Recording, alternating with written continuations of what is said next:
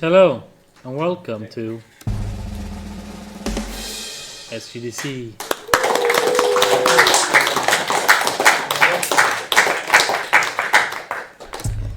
I'm your 11 out of 10. That's how you decipher that. 1110. 3 divided by 2. You 3 divided by 2. 1.1 divided by 10. Alright.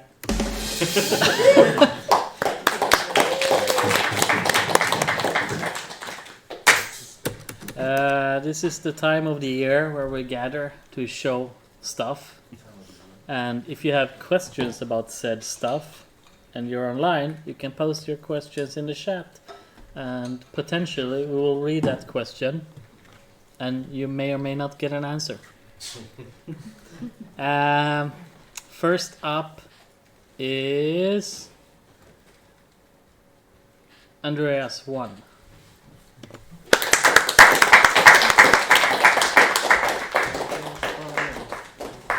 Go Andreas Bram. Hello.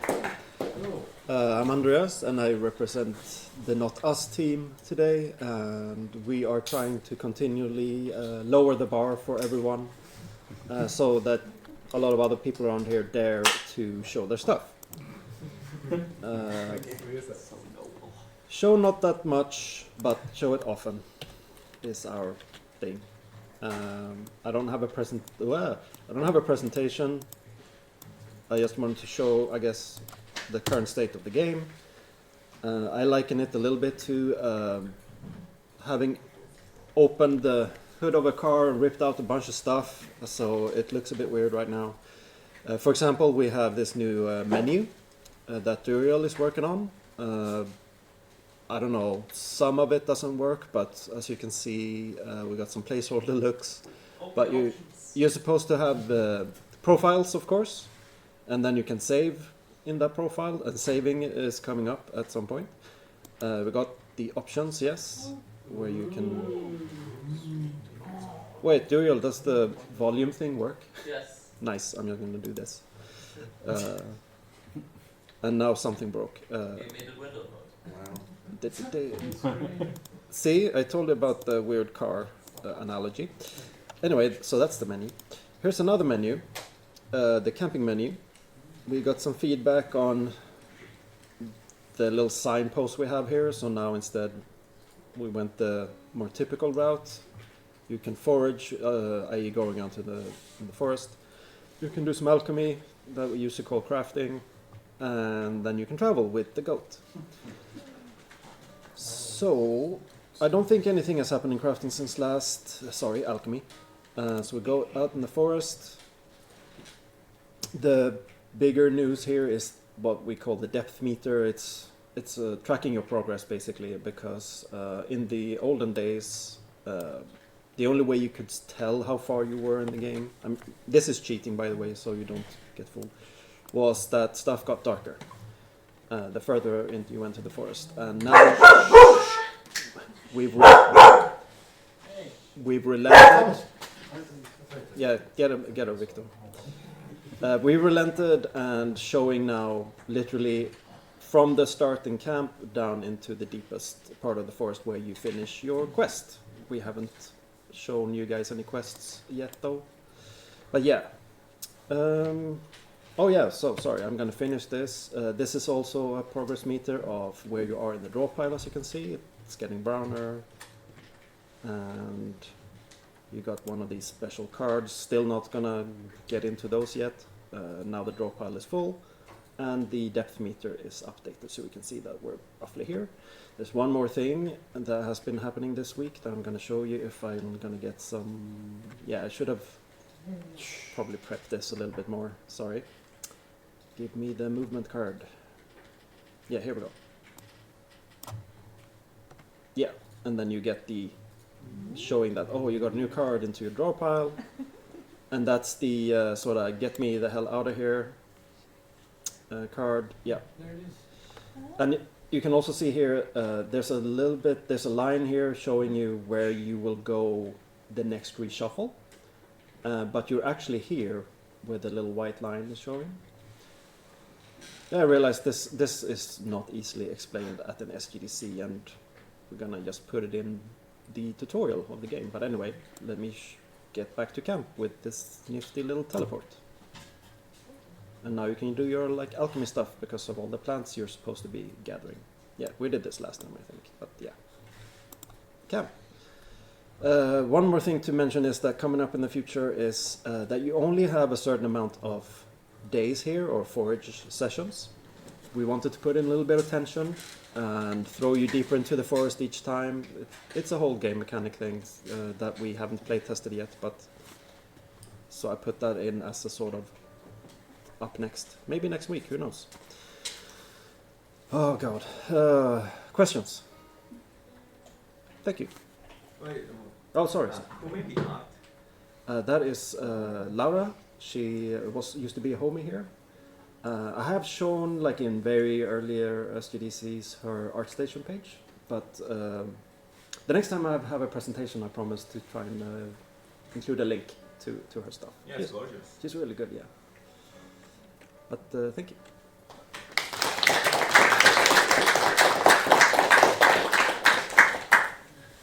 Alright.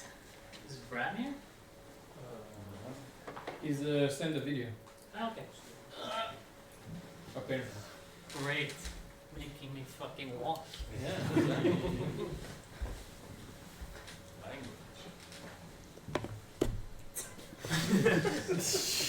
Excuse my French. Alright. We have sorry. What? I think I accidentally broke it.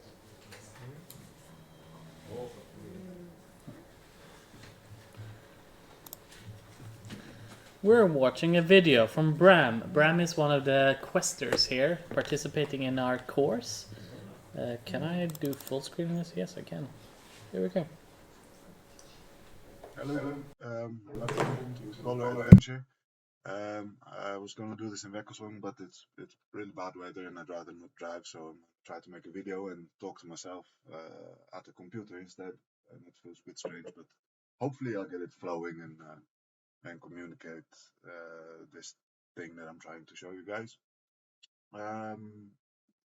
It's for the Indie Quest, and I'm trying to make a game, a one-screen type interactable game, and I figured I'd just take you through my process in this Indie Quest to show you where the idea comes from and then where it's at now, sort of.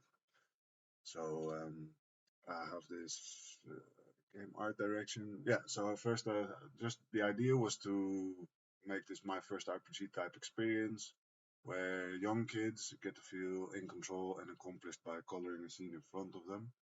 I made this mood board, and it's like coloring games on the internet, heavily influenced by fairy tales, and that's where I started off a little bit. I made something like this. I just slapped some things together to get the idea across, and I think it's a little bit self-evident. Like you have colors here and color them in. So then I started looking around, and I figured the characters should, be strong, recognizable, clearly communicating their intent and character, and hopefully a little bit fun to draw also. And like the background, I was thinking the background here. I'll just stop sliding for a bit. So clear front, middle, and back, just easily readable. Maybe and also telling a little bit of a story, because like a path to walk, like it's a journey to make. Maybe the postman is doing his rounds, or somebody is coming home, or going to work, whatever. But they're taking this road, and that should be obvious also. And then art style, you start looking around for stuff, and you think this is cool, that's cool, but it all hangs and stands with what I can draw myself. So yeah. So then I started doing that with all these ideas that I had in the back of my And for every paper I show, like this is, there's probably 5 I don't show, but this is what I collected in the process. So I got this composition and I like this. This is then supposed to be a tree, and a house and a road. So it had all the elements I was looking for, and then I started playing around with it a little bit and tried to add elements to see if I could make it more interesting.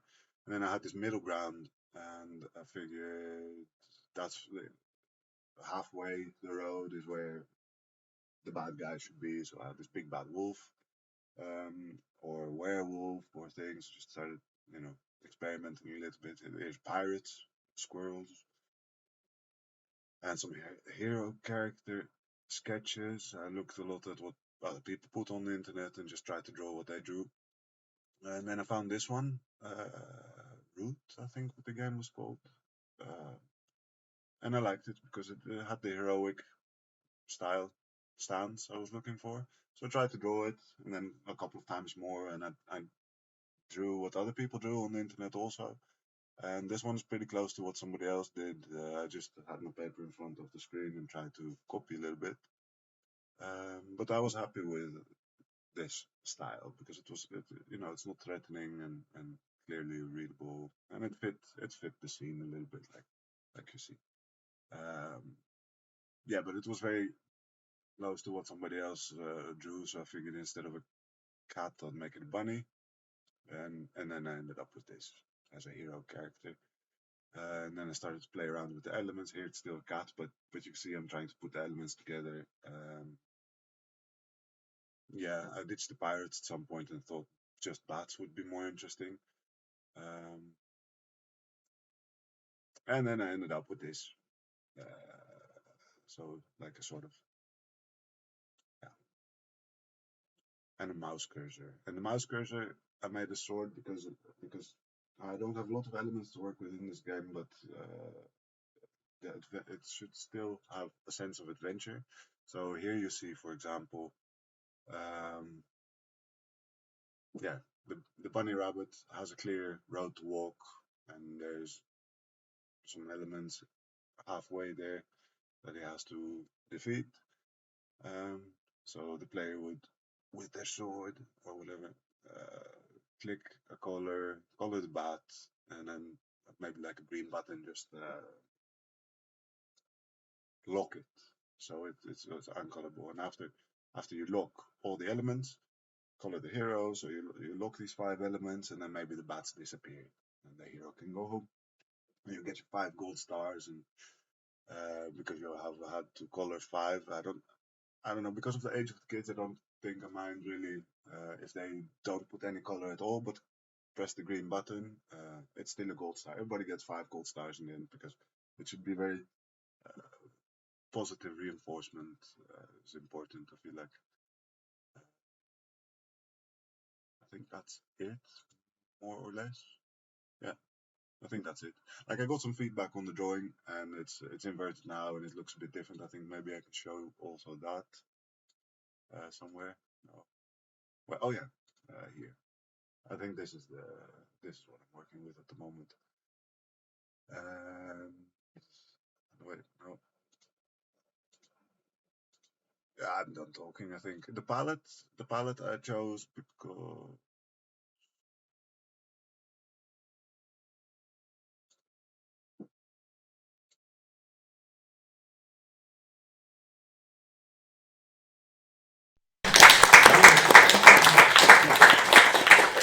Yeah, unfortunately he failed because he went over 5 minutes. So that's an immediate F. All right, thank you, Bram. If you're watching, I don't think he is, so we can't really take questions. But yeah, if you see a really tall quester walking around here one day, that's him. So you can ask questions then. All right, next up, Glen.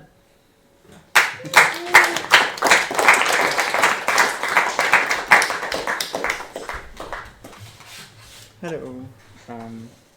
Let's see.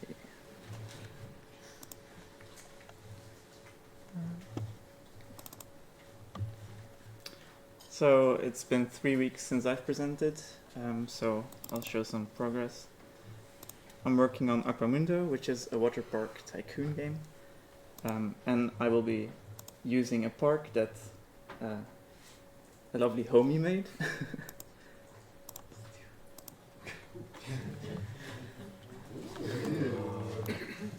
So yeah, this is Hjalte's creation. And I especially like what he did with the terrain here. So yeah, some things that have changed since last time I showed progress is that there's now supports under things, so they're not just floating in the air. And it gets updated when you place things. Yeah. Same with if you would take this pool and just raise it. I might still change how many supports are created, but yeah, it does the job for now. And you can now oh wait, interesting. So you can now open the pool and you can spawn guests who now walk around. Still very basic, and you don't always choose the best path, but yeah, it's already way more fun now to watch things when the characters are moving. And then they enter the pool slowly.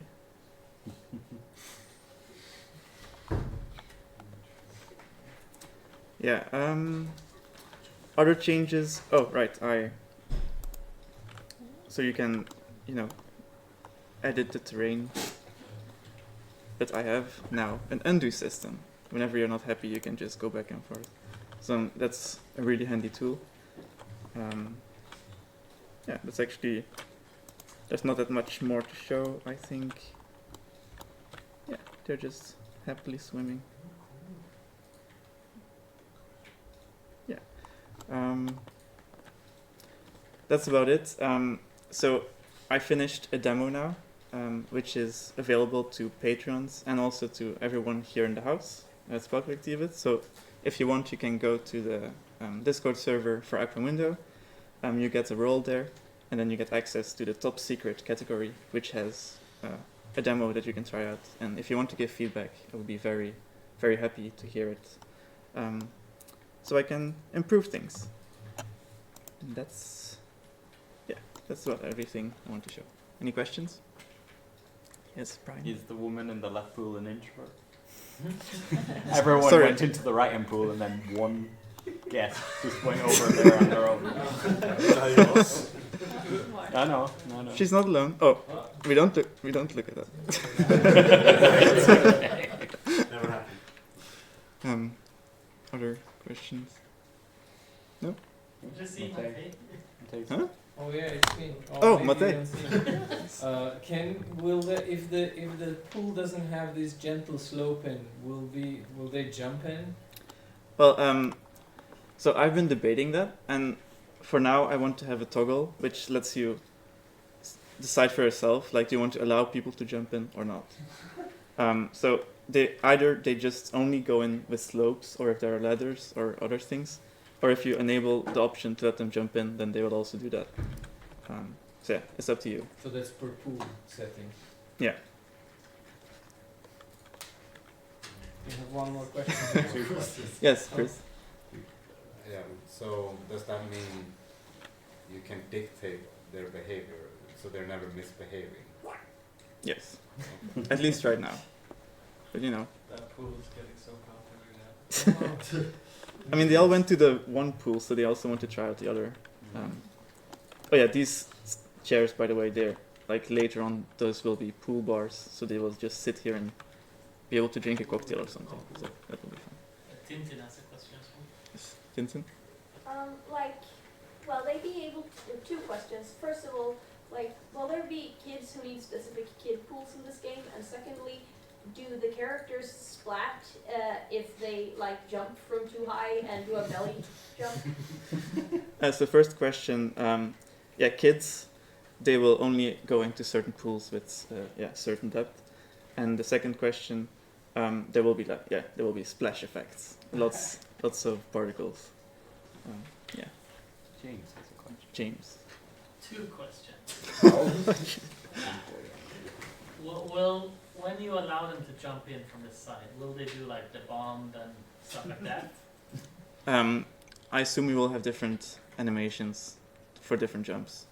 Second, why wouldn't the children be sometimes be naughty and go into the wrong pool and perhaps not make it out alive? Yeah, so you need to employ life. I feel like I have to. I feel like I mention this every week that I think there will be a death DLC at some point. So yeah, that's fine. Then you can hire like Baywatch people. Save you. But you get will. The Baywatch theme every time that. Yes. But there will be lifeguards later in the game that you will have to place there. Shu has a question as well. Yes. How difficult was it to add the undo feature? Difficult. I mean, like it sounds easy, right? It's just record the things that you do and then do the opposite. But like it's already hard, I think, in a static program like, for example, Photoshop. But this, like, things are constantly changing as well, and yeah, there's always things that you don't expect going into it. So I also assume that some people will find bugs in it. But yeah. Yes, Brian. Can you undo the opening of a pool if it's the last thing you did and leave people in there? No. Okay. So that's the thing also, like sometimes, or like the undo system is conditional, so sometimes it's not possible to go back if the conditions aren't met. So for example, if the pool is open, you can't go back to editing the pool unless it's closed again. That's it, I think. I have a brief question. So since it's a tycoon game, do you have any thoughts on like what are the ways to become successful in the game? Like what would define your, you know what I mean? Like what do you do to win, basically? Well, so of course there will also be slides and lazy rivers and other kinds of attractions. So you need to attract people, and you have to satisfy the people, and then also there will be some kind of career mode where there's certain challenges. For example, there will be other pools or like other water parks in the vicinity that target specific people, and you need to somehow get them to go to your park instead of their park. So stuff like that. There will be challenges. Also, one of the challenges will be just to keep things running, like make sure that the water level or like that there's no diseases in the water or something. Like there has to be like filtration things working and water pipes and pumps and whatever. Yeah. Stuff like that. Any more questions? No. Okay. Thank you.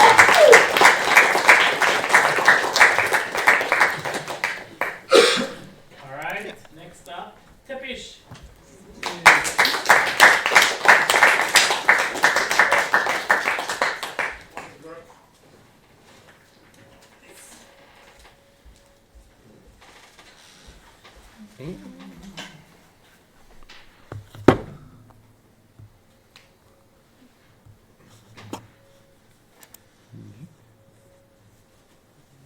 Where is me?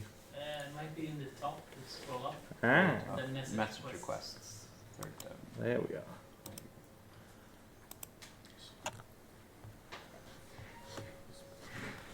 Okay. So, this is my introduction presentation. I'm Teppich. Hi. Thanks for listening to me. My pronouns are they, them. And if it annoys you that there's like too much on this slide and they're all like angled weirdly, I can assure you there's more of that. I come from Berlin. That's what you see there. I'm very much a trans butterfly and also cat. What I do when I don't make games. I DJ, mostly like UK-based music. I paint little dolls. I play bike polo. It's as dangerous as it looks. And I crit fail even when I have advantage.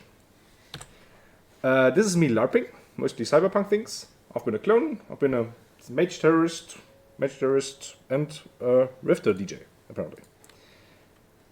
This was all in Duisburg. Alright, game dev stuff. So, I work at Studio Fispin. I'm the associate tech director there. We're in Berlin and also in Ludwigsburg, so hybrid remote thingies. Right now we're working on Project Kokidon, which is an action roguelike I cannot talk about, unfortunately. The studio has made games before, which are Say No More, Mint of Islands, In a Word. So like a one-button game, and also I guess like point-and-click games. Down there on the right, you see me cosplaying one of our characters. We actually do have open positions right now for like animation artists and VFX artists, but unfortunately only for German residents. So maybe that's you, but maybe not. Other things I've worked on, like on other companies. I've worked at Raya. Raya is like a small 5-person company that was mostly mobile games. So you see Cyber Ninja there, and then the Defend Earth Xenos Survivors, which was like basically a Vampire Survivors clone. Other things I've done is work on Beholder 3, and which where you, what do? Well, you spy on your tenants, basically. You look at that house, and you report them to the government, which I'm sure James doesn't do with us. Right? Okay. I've also worked on September Tile, which is basically Stardew Valley, but what if the First World War just happened? And that was all at Paint Bucket Games, who are also part of Saftladen Collective in Berlin. Other things I've done. I've been on game jams where I've built this with some other wonderful people, this game Final Days, which is like about palliative care and talking to your patients and dividing your time to there. And while I was at Games Academy, I built Skybound with my little team Creature Feep, which is like a little adventure where you go through wonderful looking flying islands and dark dungeons and kill all the blobs. Games I play. Natural Selection for all the, like, it's like a hybrid shooter thing. I play Blood Bowl, mostly on Fumble. I play things that are like philosophy essays ripped in a game, like Stanley Parable or Getting Over It. I like roguelikes, and also Excel, as in Path of Excel. Things you can talk to me about, if you'd ever want to do that, are workflows, social structures, and software architecture, and why those are the two sides of the same coin. I like render tech, and I don't get to do it enough, so please make me do it, or talk to me about it at least. Right now I'm kind of getting into functional programming. I like category theory and all the relational stuff, so if that's your thing, please tell me more about it. And also cats. That is Leo, who's a cat at my parents' place. Yes, 4 minutes, all Miadi Illuminati, and thank you for listening. Questions? Oh my god. Yes, please. What language for functional programming are you exploring? C#. Because why not do all the things in the one thing that I know? Yeah. Yes. Is the World War I Stardew Valley planned for Mac? It is not planned at all, unfortunately. We didn't get a publisher. It's the only thing that exists is kind of a demo that's only for publishers, and there is a web page. But we have spent half a year on it and didn't get anywhere. But yes, that's how it goes sometimes. Yes, please? 2 quick questions. How long are you here for, and also how did you hear about this place or come to be here? Oh yeah, sure. So I'm here for 5 weeks in total, so starting last week Saturday, I guess. I've heard about this, so the last I've heard about it was from somebody at Saftladen, who was also here. I forgot the name, unfortunately. I think it was a Sasha. And otherwise, I've known about this place from before, but I forgot why. So yes. Okay, no more? Then I'll pass it to the next one. Thank you very much.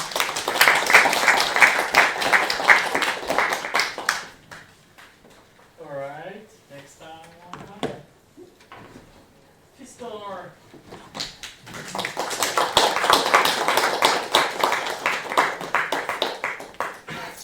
Hello everybody. It's been a long time since I presented anything. I've been kind of not knowing what I was doing, so I've been jumping around, working on different projects before I decided that I was going to continue working on a game that I made for Castle Game Jam. I made a small stealth game, and also I just start it up. I wanted to try out to make something in multiplayer, so that's what I've done. It's supposed to be a small stealth game where you play as thieves and you're competing against other players to steal a treasure. Let's start up the replication server so I can run the multiplayer things.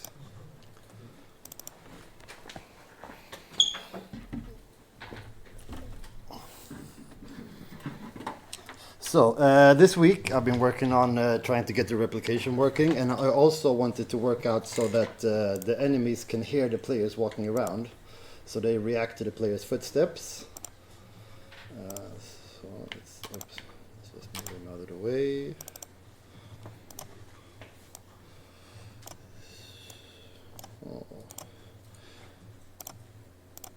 So, and as you can see, the movements are being replicated against on both clients. And as you see here, the background here, you have 3 different materials. We have grass, we have stone, and we have gravel. So, and when I approach this enemy, you can see this meter. When I'm moving, it's green, and when it turns red, he can hear me, and he turns around towards me. So here on the grass, which is supposed to be very quiet, you can sneak all the way up to him without him hearing you, because he never turns red. And over here I made some gravel, so it's very loud, so you don't have to get very far until it turns around. And I also implemented a behavior so if the enemy sees you, he starts chasing you, and he chases to the last position where he saw you, and then he returns back and starts patrolling. And another thing I made these little boxes that you can hide in. Oh shit, this was wrong. The camera is not supposed to be okay, never mind. Yeah. Yeah, that's what I've been working on this week. It was short. Any questions? Mate. Oh wait, no, never mind. I saw Unity logo. I was gonna ask if this is running on your Vulkan engine. No, I'm not gotten that far. Lena. Have you thought of a theme for like where does it take place, the game?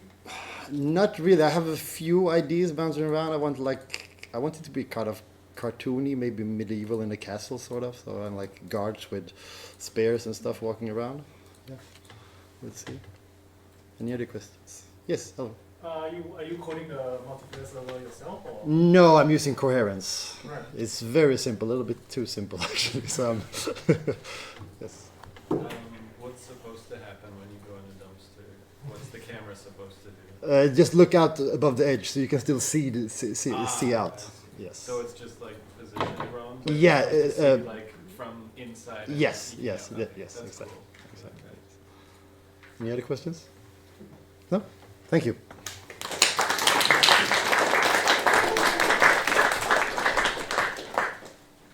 Alright, next up. Jonatan Balevik.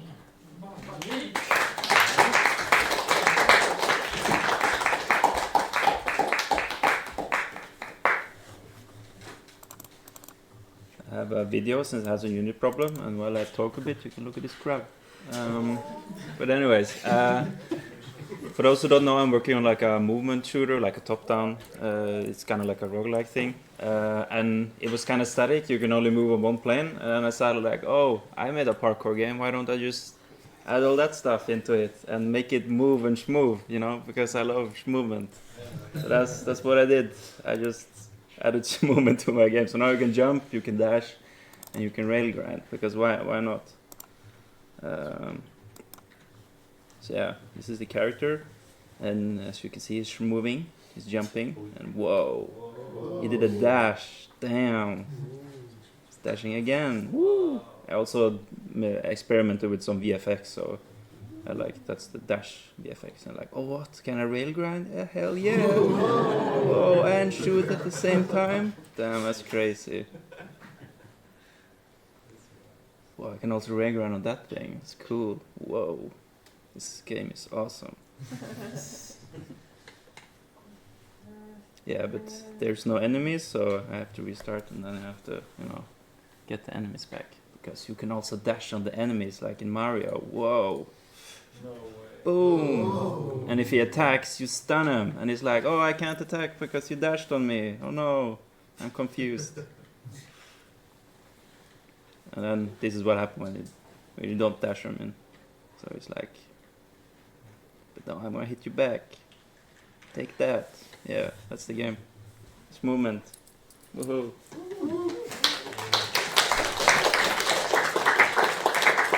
Any questions?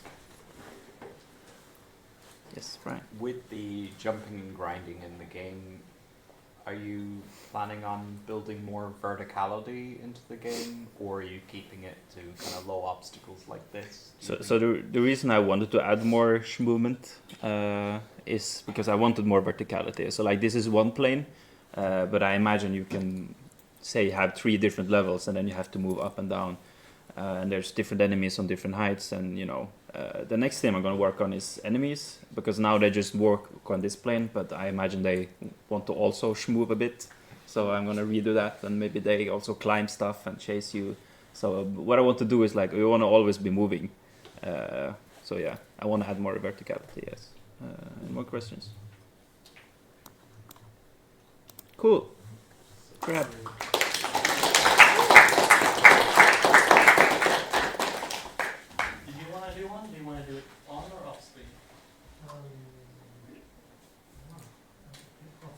On stream is public? Yeah. Okay. That's fine. Should I send a link or a PDF, or what should I? Send a link or a PDF to the mentioned. There's a in the SGDC thread. There's a link to it. So send it to that account there.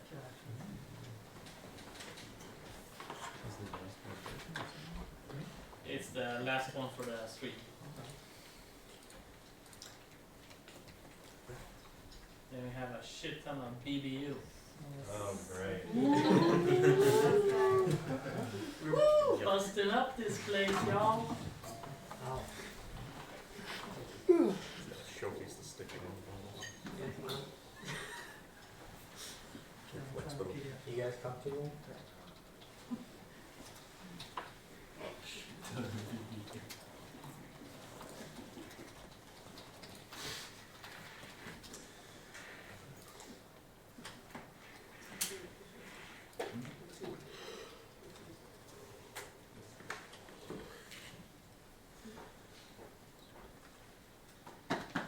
At least it's good advertisement for our logo. So now, should we have this part? Yes. This computer thing is only for the alright, cool. Hello. Get message requests I'm probably. sharing. Yes. Let's see how this works. Alright, can I put this on its full screen? I guess that works. Okay, hello everybody. My name is Emil and I'm from Sweden but currently living in Norway. I heard about Spelkollektivet about a month ago from a friend of mine who I play a lot of games with, and he had met someone in Malmö who had been here at the Swedish Game Conference, is it? Or Swedish Game Awards, or Both? some big event in Malmö anyway. Game conference. Yeah. So I thought this sounded like a great place to explore and socialize and develop stuff. And I have some time off work now, so I thought I could come here and find out as soon as possible. Let's see. I work in software development, but I had never worked with games, so I've made some games as hobby projects, school projects, and such. The one on the left is from my high school project. It's playable, so if anybody wants to try it, you can play it. The one on the right is a mobile game we did in university. I don't have it anymore. I could probably find it, but it's single player. It's not as fun. My current project, let me zoom out a bit.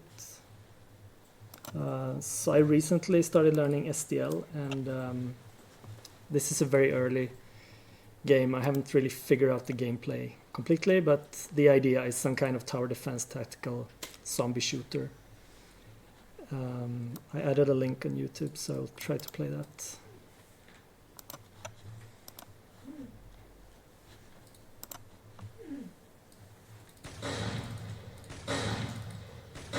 Oh, you don't see the graphics. But you can hear it. You can imagine the action. I think the whole browser. Wow. The game was too good to show on screen. What happened to the browser? The browser is dead. Okay. Oh, Okay. Anyway, you can see the graphics. You can pretend you saw the action. Yes. So this is what I'm planning to work on while I'm here. Develop some AI, some more things that you can do, new weapons, and figure out how to actually play the game. Yeah, I was asked to present myself, so I will tell a little bit more about myself. 2 weeks ago, I went to the Global Game Jam for the first time, and this was in Hamar in Norway, in case anybody knows. They have a lot of game companies there, so they were organizing together with some visitors from the game companies. And they told us it was the biggest game jam site in Scandinavia, I think. No? All right, that's what they said. Which one is it then? I mean, it's definitely not in Norway.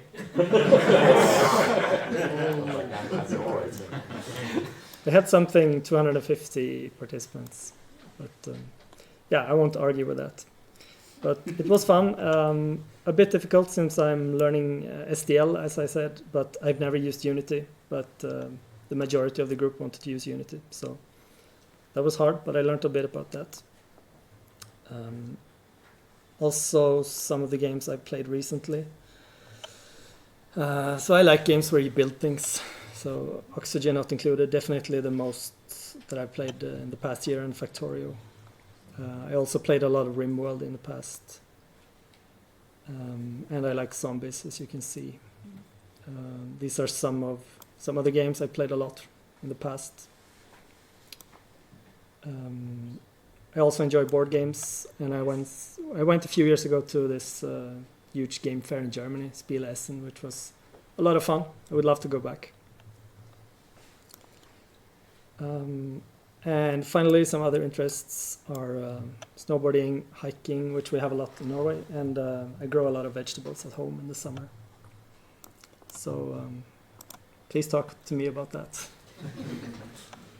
All right, that's my presentation.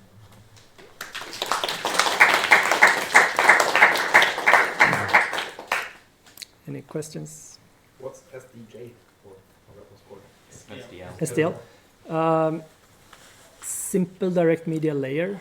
So it's a graphics library or tools for sound and graphics. I think Valve has used it a lot in the past, and like maybe someone else knows more about it. For C++. Yeah, for C++. Yeah.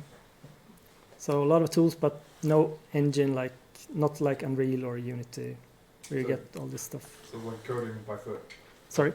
You're like coding by foot. You like gotta do all of it. You gotta grab all the things.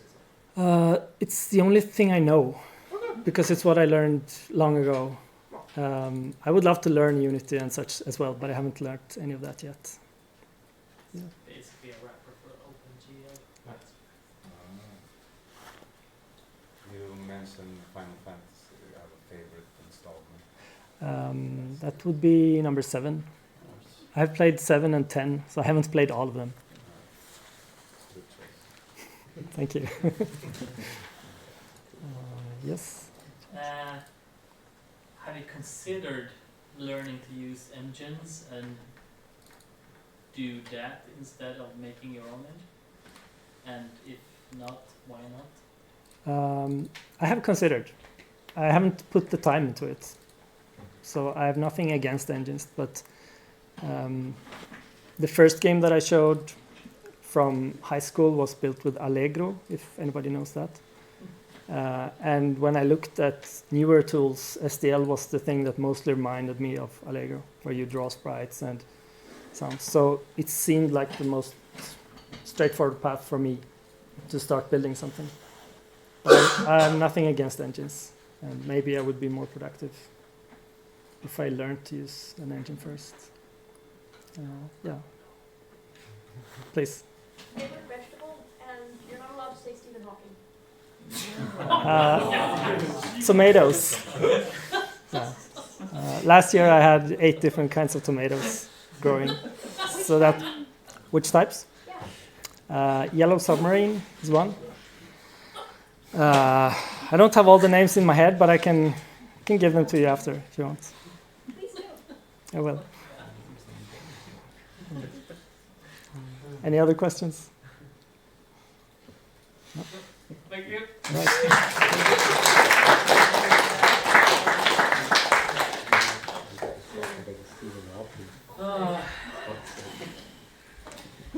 Can't make it worse now. Oh, I can. Don't challenge. Yeah, I seriously doubt Stephen Hawking is anyone's favorite vegetable after all the receipts showing that he's on Epstein's island.